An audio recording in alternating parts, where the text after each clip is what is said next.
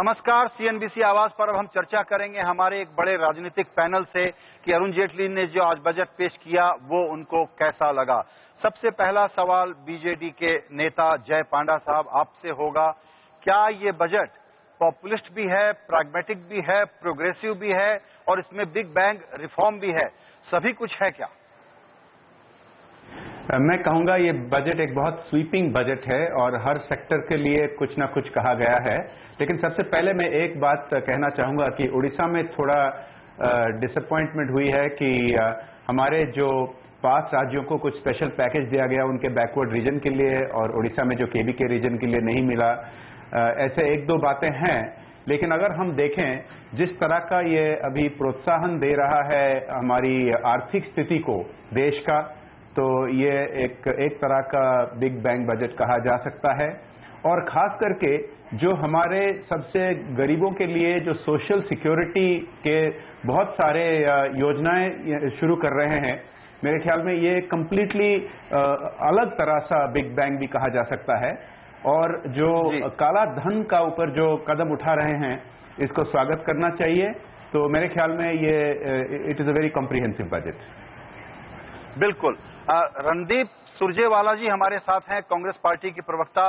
रणदीप जी, आपसे मेरा सवाल यह है कि आपको तो ये बजट बहुत ही निराशाजनक इसलिए लगा होगा क्योंकि इसमें आलोचना करने के लिए दरअसल आपके पास कुछ ठोस है नहीं।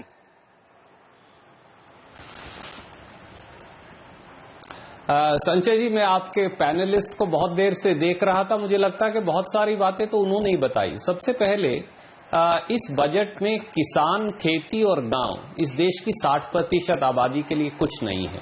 इस देश में तनख्वाह पाने वाले कर्मचारी, इस देश के साधारण आदमी के लिए इस बजट में कुछ नहीं है। ये बजट अमीरों का है और अमीरों के लिए है और अमीरों की सरकार के द्वारा दिया गया है। खुद इकोनॉमिक सर्वे 2015 ये कहता है कि पिछले साल के मुकाबले में एग्रीकल्चर ग्रोथ रेट जो है वो 4.7% से गिरकर 1.1% हो गई है। 2000 से ज्यादा किसान गुजरात से आंध्र प्रदेश तक आत्महत्या कर चुके हैं। आज कृषि के भाव, स्वामीनाथन कमीशन की रिपोर्ट मोदी जी भूल गए और खेती बाड़ी के भाव, वो बासमती चावल हो या वो कपास हो, 150% तक उनमें एक साल में मोदी सरकार में गिरावट आई है। 33.22 लाख हेक्टेयर कृषि की जोत का एरिया कम हुआ है और पहली बार 10 साल के बाद लगभग 20 लाख टन खाद्यान्न कम ये देश पैदा करेगा। परंतु खेती और गांव, उन दोनों का नाम बिल्कुल बजट से उड़ा दिया गया। एमजी नरेगा की अगर ग्रामीण विकास में बात करें, पिछली बार 34,000 करोड़ रुपया वित्त मंत्री जी ने रखा, दिया 13,800 करोड़ रुपया। इस साल कुल ग्रामीण विकास के 72,000 करोड़ में फिर 36,000 करोड़ रखा है। मुझे नहीं लगता कि वो 10 या 12,000 करोड़ रुपए से ज्यादा देने वाले हैं, क्योंकि सिस्टमैटिक मध्यम वर्ग और गरीब के लिए जो रोजगार की स्कीम है उसे बंद करने का है। और यही जो नौकरी पेशा लोग हैं या साधारण आदमी जो बजट से उम्मीद करते थे, उनकी भी यही हालत है। जी बिल्कुल। आइए शेषाद्री चारी जी अपना पूरा कॉम्प्रिहेंसिव रिएक्शन देंगे आप लोगों की बातों पर, लेकिन उसमें पहले हम लोग राजीव चंद्रशेखर जी का रिएक्शन भी जोड़ लेते हैं, जो कि बिजनेस और इकोनॉमी और पॉलिटिकल तीनों रिएक्शन को मिला करके अपनी बात कह सकते हैं कि ये बजट उनको कैसा लगा। देखिए संजय जी, एक चीज जानना बहुत इम्पोर्टेंट है कि 5 साल यूपीए गवर्नमेंट के बाद जो सिचुएशन था इकोनॉमी का, they were characterised by 2 basic fundamental issues. एक तो फिस्कल सिचुएशन इतना वर्सन हो गया था कि गवर्नमेंट के पास कोई फिस्कल स्पेस थी नहीं कि इन्वेस्ट करे या स्पेंड करे।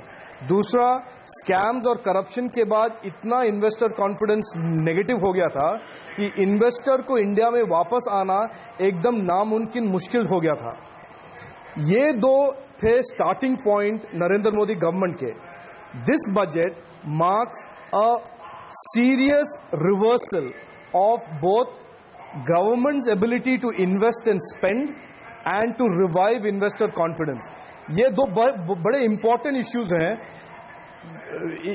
Regardless of whether it is applied to rural investment और अर्बन इन्वेस्टमेंट और रिच और पुअर।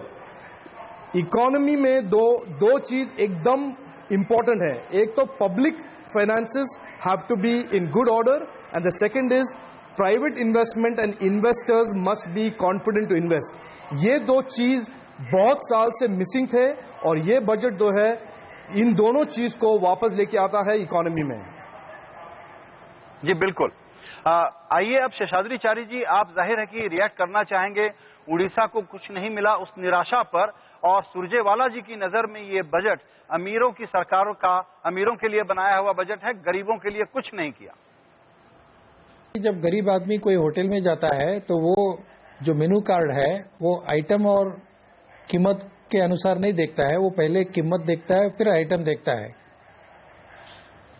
तो बिल्कुल इसी तरीके से कांग्रेस के जो हमारे प्रतिनिधि हैं वो बजट को पीछे से पहले पढ़ना शुरू करते हैं और आगे का 15 मिनट का बजट जो था वो पूरा जो है वो कृषि पर ही था, ग्रामीण इलाके पर था, कृषि पर था, पहली बात। और दूसरी बात, वित्त मंत्री जी ने स्वयं इस बात को साफ कर दिया कि इस देश में कृषि के बारे में सोचने का मतलब हम इंडस्ट्री के बारे में नहीं सोचते हैं, ऐसी बात नहीं है। उसी तरीके से अगर हम कॉरपोरेट के बारे में सोचते हैं तो कॉरपोरेट के बारे में सोचने वाले सारे जो लोग हैं वो किसान विरोधी हैं। इस प्रकार जो एक खेमे में डालने वाली बात है वो बहुत गलत चीज है, ऐसा नहीं है। और जहां तक रही बात कुछ इलाकों की, जैसे हमारे बीजेडी के व्यक्ति ने सही कहा कि उड़ीसा को क्या देना चाहिए, उड़ीसा को कुछ नहीं मिला ऐसी बात नहीं है।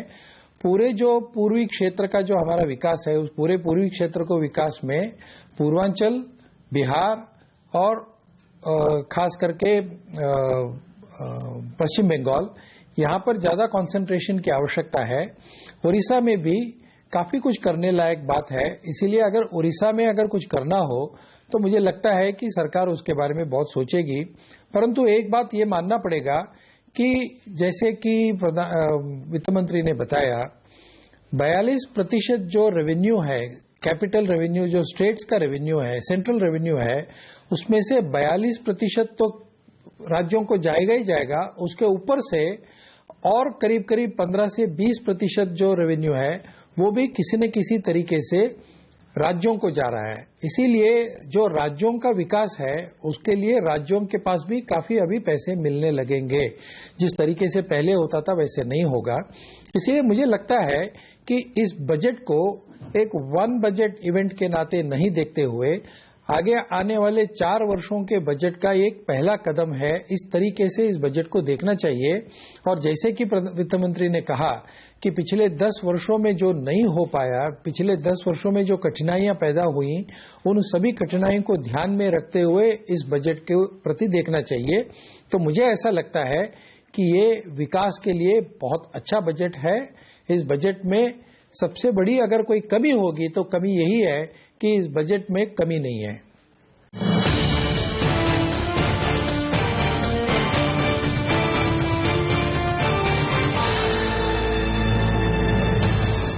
सुरजेवाला साहब, आपसे मेरा सवाल यह है कि दरअसल आर्गुमेंट उल्टा है।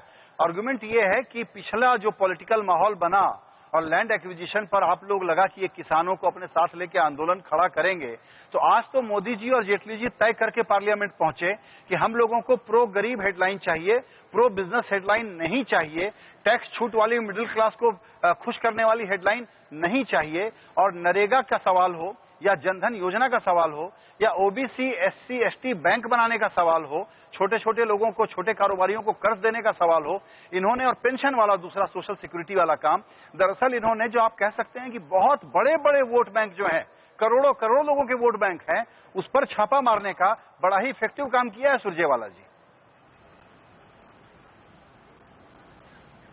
संजय जी, अगर उन्होंने वाकई में किया होता तो हम अवश्य बिल्कुल दिल से स्वागत करते, क्योंकि ये फर्क नहीं पड़ता कि किस पार्टी की सरकार है, सही काम होता। पेंशन के बारे में बहुत बड़ी बड़ी बातें कही गई, पर वित्त मंत्री ने उसे क्वालिफाई कर दिया और आदरणीय वित्त मंत्री जी ने कहा कि हम 5,000 रुपया केवल 5 वर्ष में देंगे। उसके बाद भैया पेंशन स्कीम अगर चलानी है तो अपना पैसा डालो और उससे पेंशन चलाओ। मुझे नहीं पता कि 5,000 रुपए में किस प्रकार से कोई व्यक्ति 60 वर्ष के बाद पेंशन ले पाएगा। दूसरा, आप आ जाइए 6 करोड़ जो मकान के निर्माण की बात की गई, बजट है 2015-16 का, वित्त मंत्री जी कहते हैं कि 2022-23 में हम इसे पूरा करेंगे। अरे भैया, आपको टेन्योर तो 60 महीने यानी 5 साल का मिला है 2019 तक का, तो आप वायदा कर रहे हैं कि 2022-23 में करेंगे, यानी कि इस बार का हमारी परफॉर्मेंस मत देखिए, एक बार और वोट दीजिए, उसके बाद इस बारे में हम सोचेंगे। इसी प्रकार से आप उनकी अन्य स्कीम्स की भी अगर बात करें तो एक बड़ी सीधी है, 2 रुपया लीटर से बढ़ाकर उन्होंने रोड सेस 8 रुपया लीटर कर दिया। मोदी सरकार ने 4 बार एक्साइज ड्यूटी बढ़ाई, 1 बार कस्टम्स ड्यूटी बढ़ाई, 90,000 करोड़ रुपया वित्त मंत्री जी अतिरिक्त लेंगे। पर इसका फायदा किसान को या आम साधारण व्यक्ति को क्यों नहीं मिलता? हिंदुस्तान अकेला देश है जहां जहाज का तेल जो है वो तो मोदी जी ने 72 रुपया लीटर से कम करके 41 रुपया लीटर कर दिया, पर यहां ट्रैक्टर का और स्कूटर का तेल जो है वो आज भी जहाज के तेल से महंगा है। कितनी खूबसूरत बातें उनकी सरकार लागू कर रही है। अगर ये सरकार धनपतियों की सरकार नहीं है तो कौन सी होगी? जी, अब यहाँ पर अगर जय पांडा जी को शामिल करूं तो देखिए दिक्कत क्या है कि अगर मैं ये कहूंगा तो सुरजेवाला जी नाराज होंगे कि पोवर्टेरियन पॉलिटिक्स का उनका जो माइंडसेट है उसको छोड़ करके मोदी जी कुछ और कर रहे हैं और ज्यादा इफिशिएंटली करने की कोशिश कर रहे हैं। वोटर क्या कहेगा ये तो 2019 में पता चलेगा, लेकिन मोदी जी की स्मार्टनेस को भी ये एक्नॉलेज करने को तैयार नहीं है। पांडा साहब, आप भी मानते हैं क्या कि न सिर्फ गरीब वोटर, जिन जिन राज्यों में चुनाव होने हैं, बिहार हो, बंगाल हो, नॉर्थ ईस्ट के राज्य खास तरीके से जम्मू कश्मीर हो, नए राज्य आंध्र प्रदेश और तेलंगाना हो, चुन चुन करके वहां पर काम करके दिया है इन्होंने, क्योंकि वहां चुनाव में जाना है। तो शुद्ध रूप से आज का बजट तो पॉलिटिकल बजट है, पॉलिटिकल डॉक्यूमेंट है। पांडा साहब देखिए, उड़ीसा के बारे में तो एक डिमांड बोल चुका हूं और आप जो कह रहे हैं ये सही कि प्रायोरिटी दिया गया है जिन राज्यों ने इलेक्शंस के लिए जा रहे हैं, और मैं उड़ीसा के बारे में बहुत कुछ कह सकता हूं, लेकिन जरूर ये भी कहूंगा कि जो कोऑपरेटिव फेडरलिज्म के बारे में बात कर रहे हैं, ये हमारे उड़ीसा के मुख्यमंत्री नवीन पटनायक जी ने बहुत सालों से डिमांड रखे हैं, और मोदी जी जब चीफ मिनिस्टर थे वो भी इसके बारे कह रहे थे, और मैं ये कहूंगा जरूर कि प्रधानमंत्री बनने के बाद वो इस पर जरूर कदम उठा रहे हैं। जो 32% से 42% तक बढ़ गया स्टेट्स का शेयर, ये एक माध्यम, और दूसरा माध्यम यह है कि जो कोल और मिनरल्स का ऑक्शन के द्वारा उड़ीसा जैसे राज्यों को एक्स्ट्रा जो फंड्स मिलेगा, तो ये हम हमारे अपना कदम उठा सकते हैं और अपने एफर्ट पर आगे जा सकते हैं। तो ऐसे कुछ जो स्टेप्स लिए गए हैं हम इसको स्वागत करेंगे। और देखिए, एज आई सेड अर्लियर, ये बजट में हर किसी सेक्टर के लिए कुछ ना कुछ है।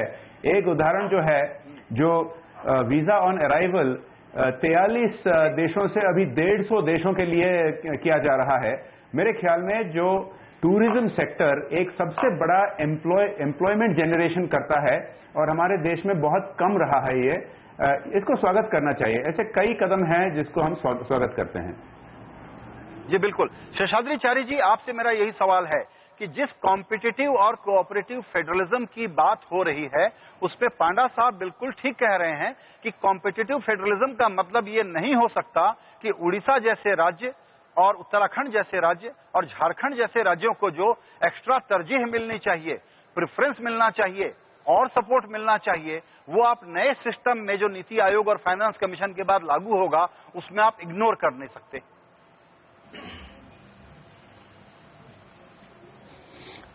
नहीं, देखिए, ये हमारा मकसद भी नहीं है कि इसको इग्नोर करें। किंबहुना इनफैक्ट पिछले 1 साल से हम लोग इस काम पर, इस विषय पर सोच रहे हैं, चर्चा भी कर रहे हैं। खास करके जो रिसोर्स टू रेवेन्यू पैरिटी जिसको हम कहते हैं, उस पर भी हम लोगों ने काफी विचार किया। अब देखिए, मुंबई जैसा शहर है, मुंबई या कलकत्ता शहर को लीजिए, इन शहरों का जो कंट्रीब्यूशन टू जीडीपी है वो 22%, 23%, 15% है, परंतु मुंबई और कलकत्ता कुछ प्रोड्यूस नहीं करता है। वो इसका कारण यह है कि बड़ी बड़ी जो कंपनियां हैं, उन सभी बड़ी कंपनियों का जो दफ्तर है, हेड ऑफिस है, वो मुंबई में है। इसलिए उनका जब बैलेंस शीट तय होता है, वो जो डिविडेंड देते हैं, तो खास करके बहुत बड़े पैमाने पर उसी हिसाब में जाता है।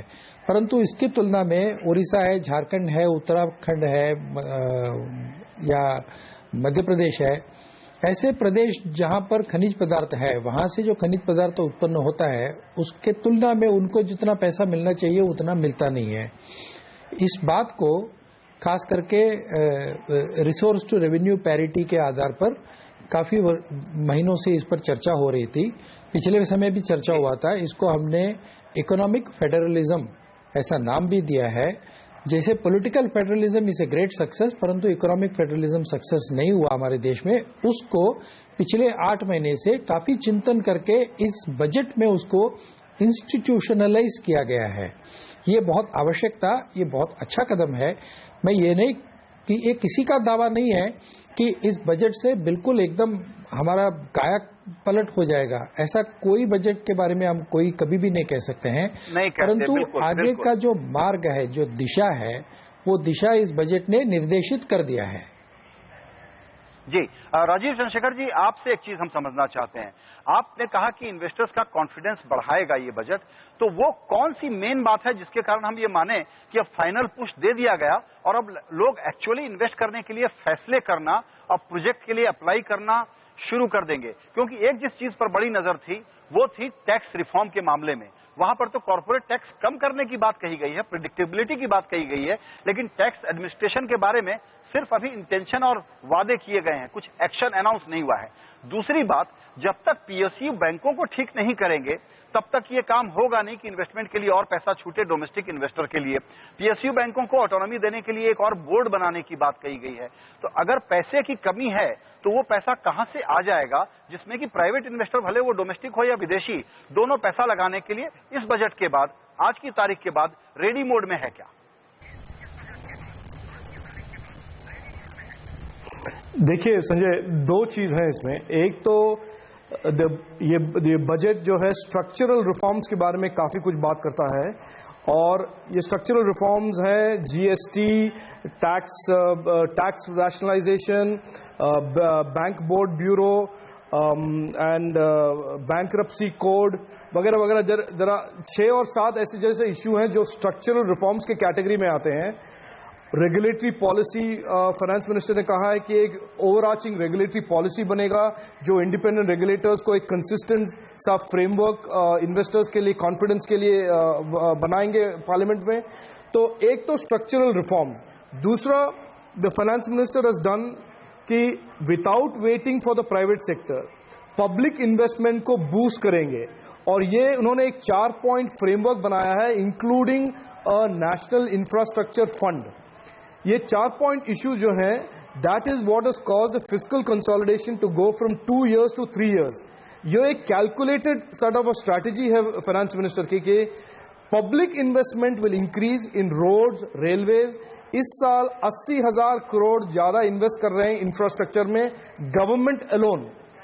This along with private sector confidence, मेरे हिसाब से अगले 2-3 साल में एक रोड मैप सा बनता है कि private investors will follow the public investors. जी बिल्कुल।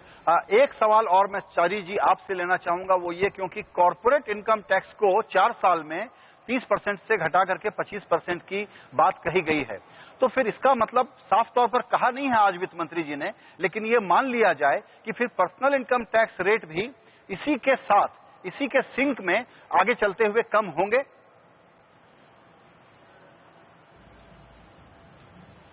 नहीं, ये हो सकता है। वो तो वित्त मंत्री जी ने स्वयं कहा कि जो हमारी कॉर्पोरेट इनकम टैक्स है 30%, लेकिन because of the exemptions, because जो मिसयूज और लूप होल्स हैं एग्जम्पशंस के नाम पे, effective tax realisation is only 23%। तो व्हाट फाइनेंस मिनिस्टर ने जो कहा है कि अगले 4 साल में हम इफेक्टिव टैक्स रेट को 25% तक घटाएंगे, लेकिन एग्जम्पशंस को निकाल देंगे। इसका मतलब यह है कि कॉर्पोरेट टैक्सेशन का जो यील्ड है 23% से 25% तक इंक्रीज होगा, ये घटेगा नहीं।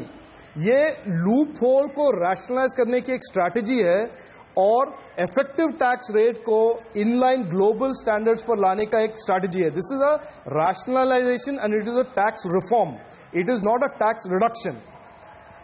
बिल्कुल, ये एक अच्छी चीज है कि इनकम टैक्स, मैं फाइनेंस मिनिस्टर हूं नहीं, जी, लेकिन आप बिल्कुल ठीक कह रहे हैं कि एग्जम्पशन को खत्म करेंगे, स्लैब, यस जी, एग्जम्पशन को खत्म करेंगे और उसके बाद दरअसल फिर ये होगा कि रेवेन्यू का इनका जो अपना आना है वो तो कम नहीं होगा, लेकिन एक ओवरऑल रेट कम होगा, एक रैशनलाइजेशन की तरफ बढ़ेंगे।